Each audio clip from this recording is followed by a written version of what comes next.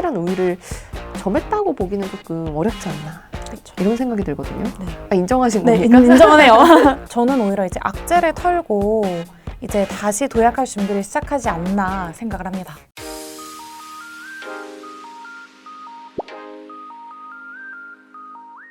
오늘은 저희 주식설정 쿠팡 준비를 했습니다. 그렇죠. 많이들 알고 계시는 기업이죠. 뭐 우리 생활에서 뭐 뗄래야 뗄 수 없는 엄청 친숙한 기업인데, 근데 아무래도 이렇게 우리나라 주식시장에 상장돼 있진 않아요. 그렇죠. 이제 그 뉴욕 증권거래소 상장에서 굉장히 많은 관심을 받았었고 네. 국내 기업이 이렇게 직상장하는 거는 처음이다 보니까 또 많은 뉴스거리가 됐었죠. 네네.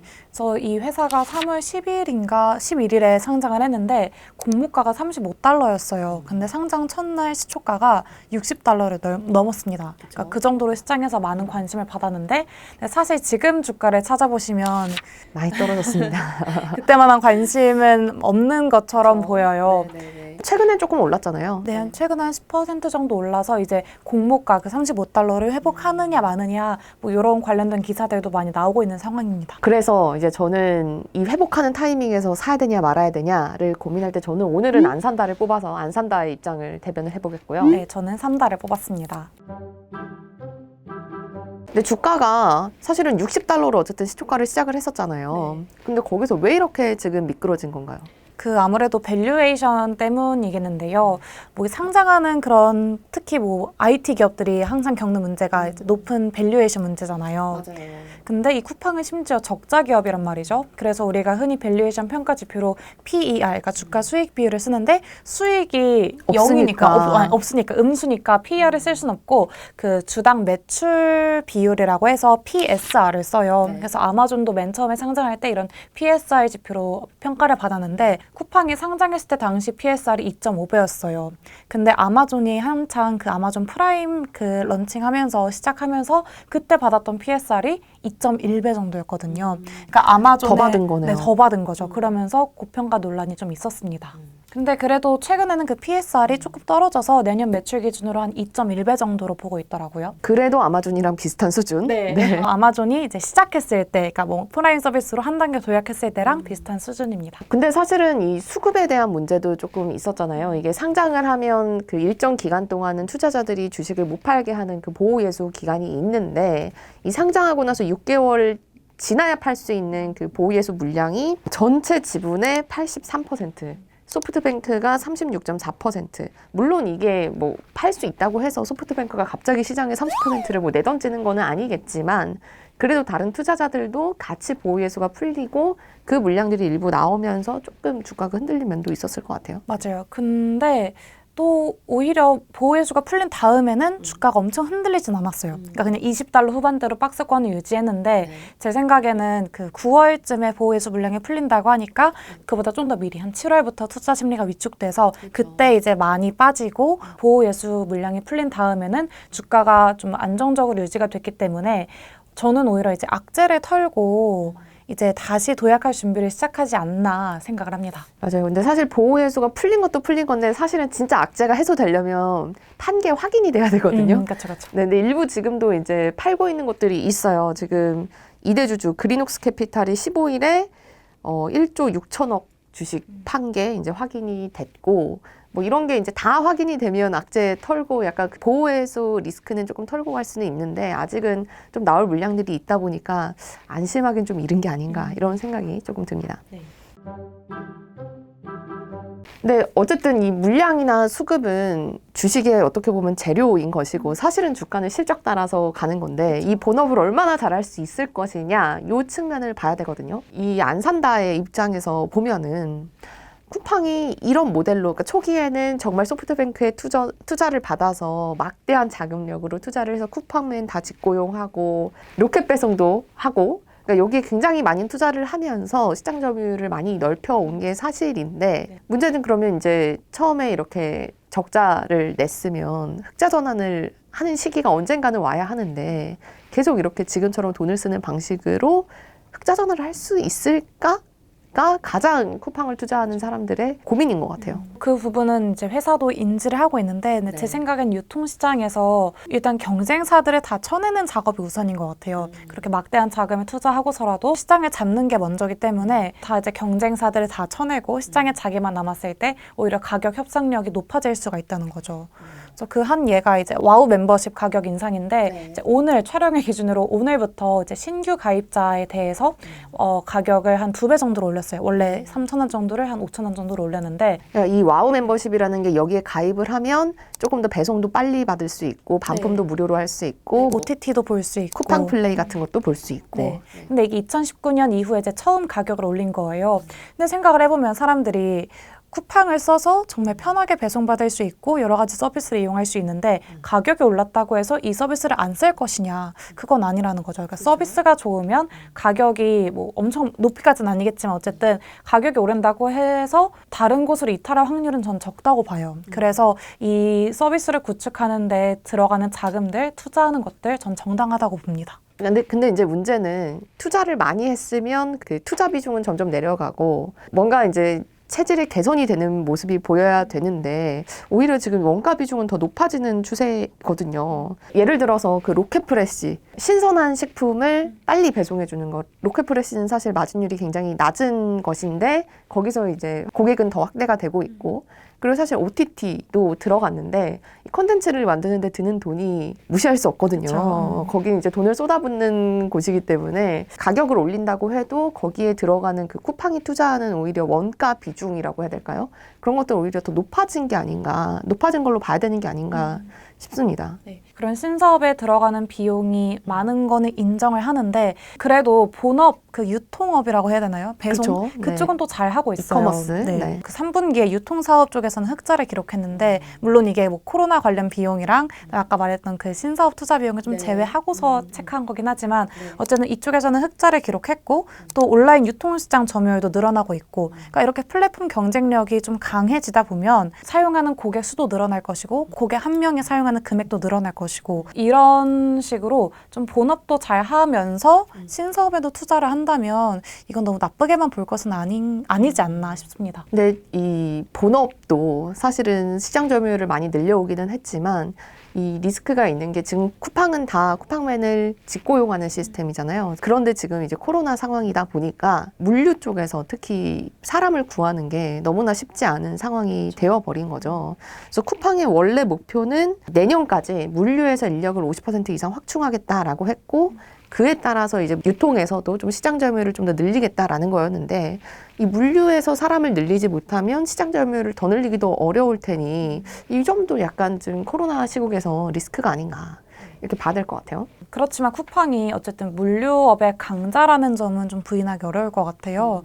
그래서 오히려 저는 실적이 말씀하신 것처럼 흑자 전환되고 턴어라운드 된 다음에 사는 건 좀 늦고 이렇게 뭐 턴어라운드 될 거니까 실적이 좋아질 거니까 지금 사는 게 투자 타이밍 상으로는 적절하지 않을까. 이것도 한번 좀 따져봐야 될 문제긴 하죠. 그럼 테슬라가 흑자 전환하는 그 시기에 주가가 폭발해서 그때 이제 같이 올라탈 거냐 아니면 옛날부터 투자를 할 거냐 뭐 요거는 선택의 문제일 것 같다라는 생각도 드는데 이제 만약에 쿠팡이 잘 된다면요. 그렇죠. 잘 된다면. 네, 잘 된다면 그렇다는 겁니다. 나쁘게 보면 잘 안 될 수도 있습니다. 흑자 전환을 못 할 수가 있어요. 하지만 저는 잘 된다는 근거를 좀 갖고 왔기 때문에 그렇죠, 뒤에서 좀 더 그렇죠. 말씀하시는 걸로. 저는 오늘 안 산다니까 안티 쿠팡들의 이 주로 지적하는 이제 레파토리가 첫 번째는 아까 말씀드린 실적이고 두 번째는 이거 너무 한국에서만 하는 거 아니야? 물류 기업인데 이게 아무리 우리는 한국 기업이라고 알고 있지만 미국 증시에 상장해 있고 그럼 좀 글로벌로 사업을 넓힐 수 있어야 되는데 지금은 너무 한국에서만 하고 있다.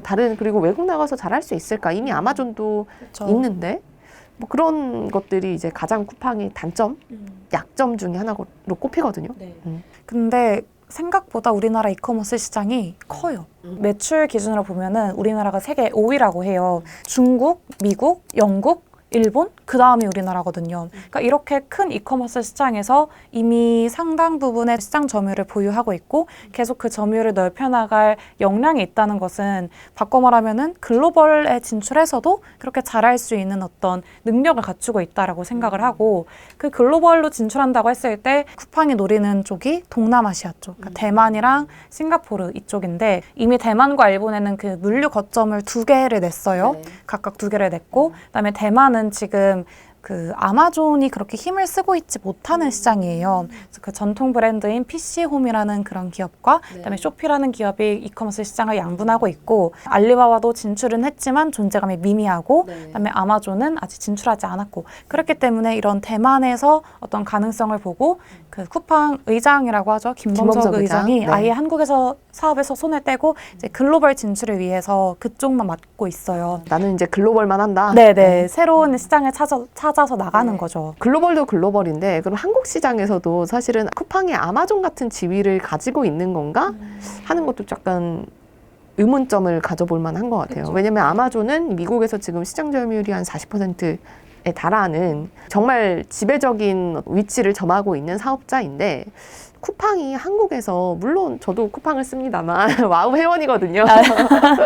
와우 회원이지만 쿠팡이 한국 커머스 시장에서 그만큼 절대적인 지위를 가지고 있냐라고 하면 수치상으로도 그거는 좀 어려운 것 같아요. 쿠팡 시장 점유율이 25% 정도인데 2위가 20% 정도거든요. 그러면 그냥 비슷비슷하게 경쟁을 하는 거지 쿠팡이 정말 확실한 투자한 만큼 확실한 우위를 점했다고 보기는 조금 어렵지 않나. 그렇죠. 이런 생각이 들거든요. 네. 아, 인정하신 네, 겁니까? 인정하네요. 왜냐하면 우리나라 이커머스 시장이 되게 경쟁을 하고 있잖아요. 지마켓, 뭐 쓱닷컴, 뭐 여러 회사들이 경쟁하고 있는데 점유율 고지를 30%로 보거든요. 그래서 정말 말씀하신 것처럼 고만고만한 기업들이 네. 싸우고 있고 이제 1위 사업자 지위를 획득하기 위해서 많은 투자를 하고 있어요. 그래서 그 점은 쿨하게 인정합니다. 그리고 또 아마존이랑 이제 처음부터 네. 계속 비교를 했는데 아마존은 단순한 이커머스 기업이 아니라 이 클라우드로도 사업 영역을 확장해서 그 AWS라고 불리는 클라우드 플랫폼이 또 새로운 신성장 동력이고 거기에서 이제 주식의 밸류를 더 많이 받고 있는 부분이 있는데 좀 이런 걸 비교해 보면 쿠팡은 좀 그런 점에서 부족한 게 아닌가 싶은 생각도 들어요. 그렇죠. 근데 쿠팡이 뭐 그렇게 클라우드 사업까지 할 수는 없지만 아마존의 사업 부문 중에 하나랑 되게 비슷한 쪽으로 해서 사업을 하나 하고 있는 게 있어요. 그게 물류인데요.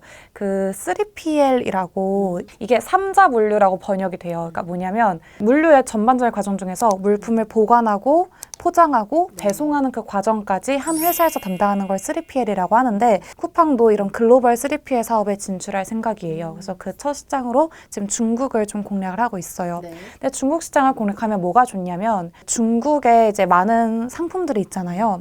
그 판매 기업들이 쿠팡에 이제 상품에 등록을 하고 그러면 이제 쿠팡은 미리 그 상품을 입고를 받아요. 그 다음에 고객이 주문을 하면 이제 쿠팡이 쿠팡 물류센터 안에 있는 그 상품을 포장해서 배송을 해주는 거죠. 그렇게 되면은 그 이 판매 업체에서 포장할 필요가 없으니까 중국 제품을 우리나라 사람이 배송받는 데 걸리는 시간이 최대 5영업일 정도로 이제 추산이 되고 있거든요. 굉장히 짧아지는 거죠. 네, 배송 기간이 단축이 되는 거죠.